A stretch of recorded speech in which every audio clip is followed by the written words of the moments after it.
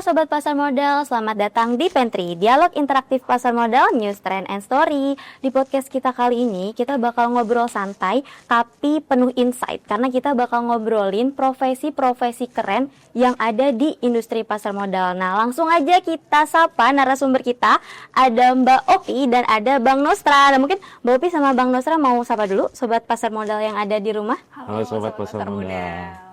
Oke, nah mungkin teman-teman pasar modal atau sobat pasar modal juga udah kepo kali ya. Kita bakal ngebahas tentang profesi-profesi keren yang ada di dunia pasar modal. Nah, kalau kita ngomongin profesi di pasar modal, sering banget nih kita dengar istilah izin orang perseorangan. Aku mau tanya ke Mbak Opi kali ya. Sebenarnya apa sih yang dimaksud dari perizinan orang perseorangan di pasar modal dan siapa aja profesi yang ada di dalamnya? Oke Mbak Desi, makasih. Jadi untuk izin orang perseorangan adalah izin yang diberikan kepada individu yang berkegiatan di pasar modal. Nih contohnya ada WPE, wakil perusahaan efek, kemudian ada WAPERS, wakil agen penjual efek reksadana, dan juga ada PI orang perseorangan. Untuk detailnya ini aku breakdown dulu ya Mbak. Yang pertama untuk WPE itu ada 3. Ada WPEE, wakil penjamin emisi efek, ada WPPE, wakil perantara pedagang efek, dan juga ada WMI, wakil manajer investasi. Untuk WPEE, WPPE, dan WMI ini adalah orang perseorangan yang mewakili kepentingan perusahaan efek yang berkegiatan di masing-masing bidangnya. Misalnya untuk WPEE itu adalah perusahaan efek yang berkegiatan di penjaminan emisi efek. Kemudian untuk WPPE itu adalah perusahaan efek yang berkegiatan di perantara pedagang efek. Untuk WMI adalah wakil dari perusahaan efek yang berkegiatan di manajer investasi. Kemudian ini ada breakdown lagi nih Kak, ada breakdown lagi nih Mbak untuk segmennya. Yang pertama untuk WPPE itu ada wakil perantara pedagang efek pemasaran. Kemudian ada juga wakil perantara pedagang efek pemasaran terbatas. Yang membedakan itu adalah produk yang dipasarkan. Kalau pemasaran terbatas itu lebih detail lagi dan lebih spesifik, jadi terbatas gitu. Kemudian terkait izin orang perseorangan itu ada WAPER, wakil agen penjual efek reksadana. Izin yang dimiliki orang perseorangan untuk menjual efek reksadana. Dan yang terakhir ini ada PI orang perseorangan, yaitu orang yang memberikan advice atau nasihat terkait investasi kepada investor gitu Mbak Desi. Cukup banyak ya? Cukup banyak. Ya. Berarti dari orang perseorangan aja tuh udah banyak banget peluang buat teman-teman apply di dunia pasar modal. Iya, betul banget. Nah, selain profesi perorangan kan ada juga yang namanya profesi penunjang pasar modal ya. Nah, aku mau tanya ke Bang Nostra kali ya. Bisa nggak sih Bang dijelasin profesi apa aja yang termasuk ke dalam kategori profesi penunjang dan perannya itu seperti apa di pasar modal? Baik Mbak Desi, terima kasih. Kalau tadi kan kita sudah mendengar terkait profesi perorangan di pasar modal. Nah, kita juga ada nih profesi penunjang pasar modal. Nah, apa saja itu profesi penunjang pasar modal? Nah, sesuai Undang-Undang Pasar Modal itu ada 4 profesi penunjang pasar modal. Yang pertama itu akuntan publik, yang kedua penilai, yang ketiga notaris, dan yang keempat konsultan hukum. Nah, apa saja sih bentuk-bentuk penugasan mereka di pasar modal itu? Nah, contohnya kayak akuntan publik itu kan secara umum penugasannya itu terkait audit dan review atas laporan keuangan historis perusahaan. Yang kedua, penilai itu kita breakdown lagi jadi 2 berdasarkan ruang lingkup penugasan mereka. Yang pertama itu penilai bisnis, yang kedua penilai properti. Penugasannya apa? Misalnya kayak penilai properti itu ya menilai aset perusahaan, memberikan nilai wajar atas aset-aset perusahaan. Kalau penilai bisnis, semacam seperti studi kelayakan bisnis dan hal-hal penilaian di luar properti lainnya. Kalau notaris itu secara umum kan notaris berhubungan dengan pengesahan akta dan pembuatan berita acara. Misalnya berita acara RUPS dan akta-akta pendirian perusahaan. Yang keempat, konsultan hukum itu penugasannya itu termasuk kepada proses due diligence dalam proses penawaran umum. Jadi keempat profesi penunjang ini di pasar modal itu penugasannya sangat berkaitan, Mbak. Jadi tidak bisa dipisahkan satu sama lain. Itu. Terima kasih. Oke, nah setiap profesi baik perorangan ataupun penunjang ini kan pasti harus punya izin resmi atau terdaftar di OJK. Nah, kalau menjadi salah satu profesional di pasar modal, prosesnya tuh kayak gimana sih? Apakah harus pengajuannya dilewat online atau harus mengunjungi tempat sesuatu gitu? Bisa dijelasin mungkin dari OPI yang perorangan, Bank Nostra yang penunjang. Oke, mungkin dari penunjang dulu ya. Jadi kita berangkat dari undang-undangnya lagi Mbak, karena di Undang-Undang Pasar Modal itu disebutkan bahwa setiap pihak yang melakukan kegiatan di dalam pasar modal wajib mendapatkan izin terlebih dahulu. Nah, untuk profesi perorangan itu kita menyebutnya izin ya, yang Mbak Upi ya. Untuk profesi penunjang itu sedikit berbeda Mbak. Kita menyebutnya terdaftar. Karena apa?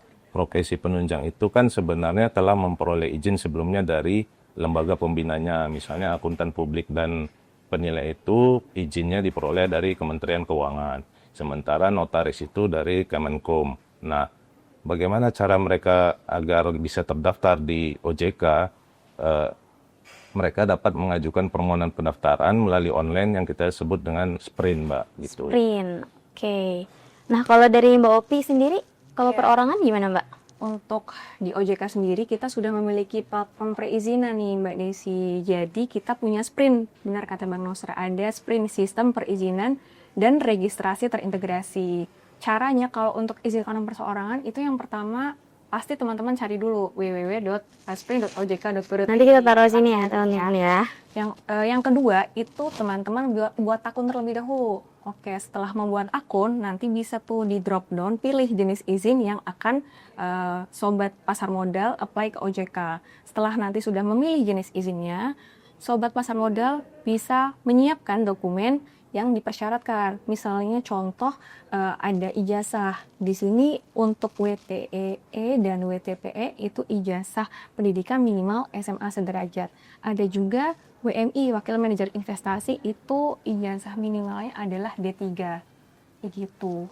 Oke, nah tadi kan pengajuannya tuh cukup mudah ya, karena bisa melalui sprint, ya kan, melalui situs online. Nah, kalau untuk teman-teman atau sobat pasar modal yang mau menjadi profesi di pasar modal, apakah itu harus jurusan ekonomi atau bisa dari jurusan mana aja gitu, Mbak? Enggak juga. Karena untuk WPE dan WPPE itu kan tadi minimal pendidikannya adalah SMA sederajat ya. Jadi misalnya teman-teman yang udah kuliah tentu udah punya ijazah. Jadi udah bisa apply langsung di OJK, udah langsung mengajukan izin.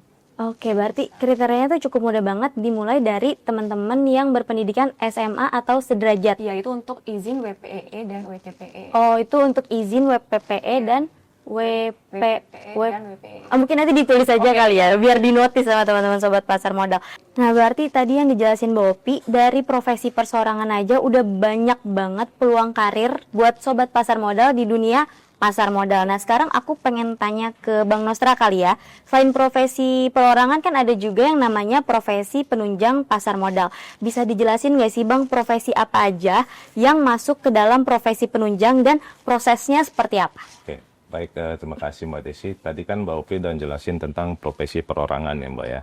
Jadi profesi perorangan itu kan individu. Nah, sama halnya dengan profesi penunjang itu. Sesuai dengan Undang-Undang Pasar Modal itu, kita mengenal ada 4 profesi penunjang pasar modal. Yang pertama akuntan publik, yang kedua penilai publik, yang ketiga konsultan hukum, dan yang keempat notaris.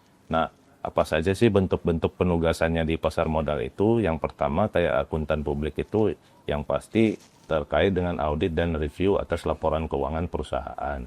Yang kedua, penilai publik itu kita breakdown berdasarkan ruang lingkupnya. Ada penilai properti dan penilai bisnis, termasuk studi kelayakan bisnis. Nah, yang ketiga itu tadi notaris.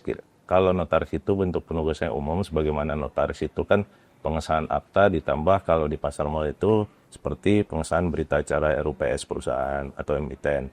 Yang keempat, konsultan hukum itu termasuk penugasannya itu dalam due diligence dalam proses penawaran umum dan aspek-aspek legal lainnya gitu Mbak. Nah, untuk perizinannya sendiri kan tadi perusahaan profesi perorangan itu di kita nyebutnya kan perizinan. Untuk profesi penunjang itu kita menyebutnya pendaftaran. Kenapa kita sebut pendaftaran? Karena izin awal mereka itu udah diperoleh dari lembaga pembinanya sendiri. Seperti akuntan publik dan penilai publik itu izinnya kan dari Kementerian Keuangan. Nah, Kalau notaris itu dari Kemenkum. Nah, sehingga ketika akan masuk ke pasar modal, kita menyebutnya pendaftaran. Nah, bagaimana proses pendaftaran itu melalui sprint tadi yang disebutkan Mbak Opi tadi. Jadi, profesi penunjang juga sampai pendaftaran itu melalui sprint. Apa saja dokumen-dokumennya, itu teman-teman bisa nanti baca di POJK-nya masing-masing. Nanti POJK-nya nanti diletakin di bawah sini ya. Ada 4 POJK yang menaungi profesi penunjang ini. Gitu. Terima kasih, Mbak. Oke, nah sekarang kita bakal ngebahas yang paling ditunggu-tunggu oleh Sobat Pasar Modal nih, tentang peluang karir di industri pasar modal. Nah, sebenarnya peluangnya tuh sebesar apa sih buat teman-teman yang baru lulus ataupun buat anak muda yang mencari karir yang atau ingin berkarir di dunia pasar modal? Oke, peluang karir kalau bisa dibilang cukup besar ya Mbak, karena pasar modal kita kan dari tahun ke tahun tetap bertumbuh ya Mbak. Misalnya dari jumlah emiten yang sampai sekarang kalau nggak salah udah ada 950-an, perusahaan efek juga. Nah, jadi dengan peningkatan itu kami yakin profesi-profesi baik perorangan maupun penunjang itu akan dapat kue dari peningkatan itu Mbak. Gitu. Karena kan produk-produk pasar modal juga dinamis ya, selalu ada yang baru gitu. Jadi untuk peluang ini terkait izin orang perseorangan maupun profesi ini sangat dibutuhkan sekali. Kalau misalnya dari data izin orang perseorangan aja nih Mbak, itu kisaran 20 ribuan. Memang jumlahnya banyak tapi tersentral mostly itu di Jakarta. Jadi untuk teman-teman yang di daerah, itu kan di daerah banyak juga perusahaan efek, kemudian juga manajer investasi. Iya, jadi teman-teman atau sobat pasar modal yang di daerah itu bisa berkontribusi di pasar modal, menjadi izin, dan kemudian bekerja di perusahaan efek di daerah tersebut. Begitu. Jadi peluangnya besar banget nih Kak, untuk meratakan jumlah pemegang izin di Indonesia. Nah, mungkin aku mau tanya ke Mbak Opi ya, karena Mbak Opi kan kayaknya baru lulus tahun atau 2 tahun yang lalu nggak sih Mbak Opi? Nah, kalau misalkan ada teman-teman yang baru lulus atau fresh graduate yang tertarik untuk menjadi profesional di pasar modal, nah apakah mereka harus ikut pelatihan gitu ataukah seperti apa? Oke, kalau terkait mungkin awalannya gimana gitu ya? Step awalnya kayak gimana? Ya, jadi sobat pasar modal pertama udah pasti harus belajar dasar-dasar pasar modalnya terlebih dahulu.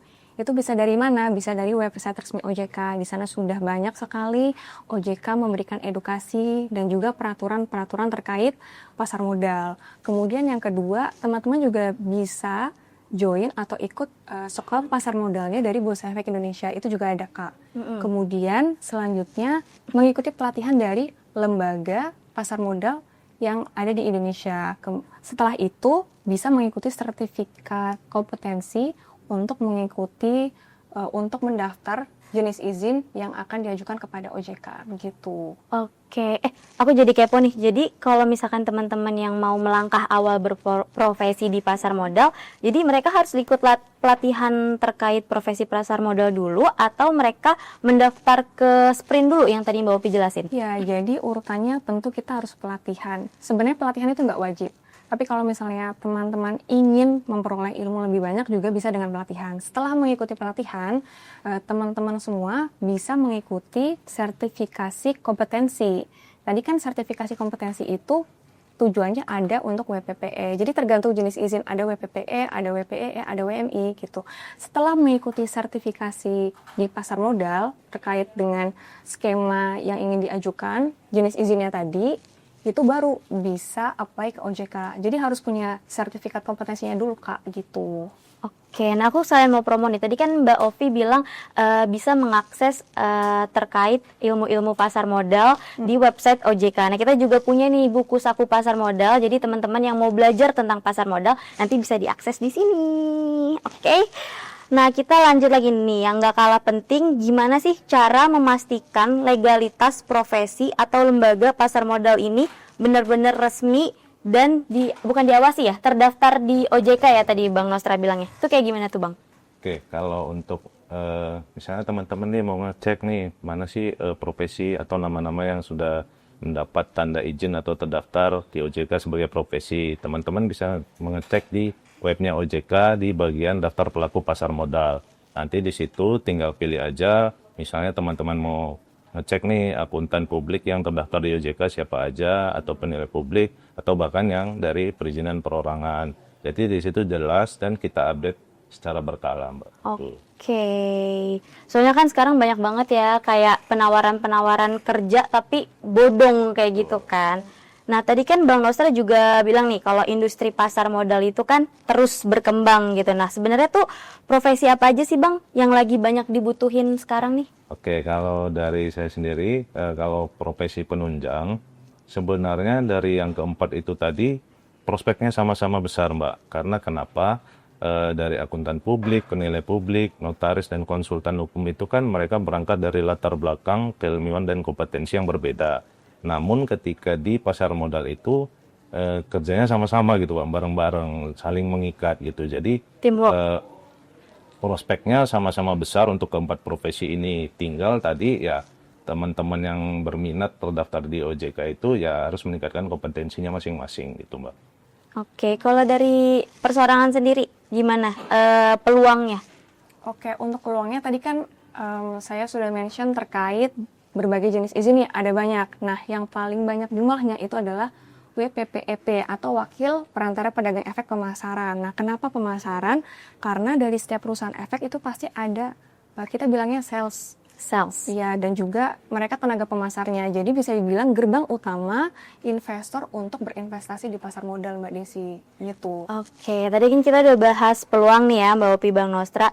Nah, kalau sobat pasar modal mau berkarir di pasar modal, skill atau kompetensi apa sih yang diperluin? Oke, Mbak, kalau balik lagi, kalau berdasarkan profesinya, misalnya kayak akuntan publik itu skillnya ya pasti dia sudah punya izin dulu, izin akuntan publik. Bagaimana ketika dia mau masuk ke pasar modal, yang pertama itu harus memenuhi kompetensinya. Kompetensinya diperoleh dari mana? Ya, kita ada namakan sertifikat pendidikan profesi yang dilaksanakan oleh asosiasi dari masing-masing profesi ini. Nah, ketika orang tersebut sudah memperoleh sertifikat pendidikan profesi itu yang jumlah SKP-nya tergantung masing-masing dari profesi. Nah, itu baru boleh mendaftar ke OJK, Mbak. Nanti penyelenggaraannya itu biasanya dilakukan oleh asosiasi dan kalau nggak salah itu setiap tahun ada gitu, Mbak. Jadi tinggal teman-teman berusaha tanyakan ke asosiasinya masing-masing gitu. Oke, itu kan tadi Bang Nostra kompetensi yang dibutuhkan profesi penunjang ya.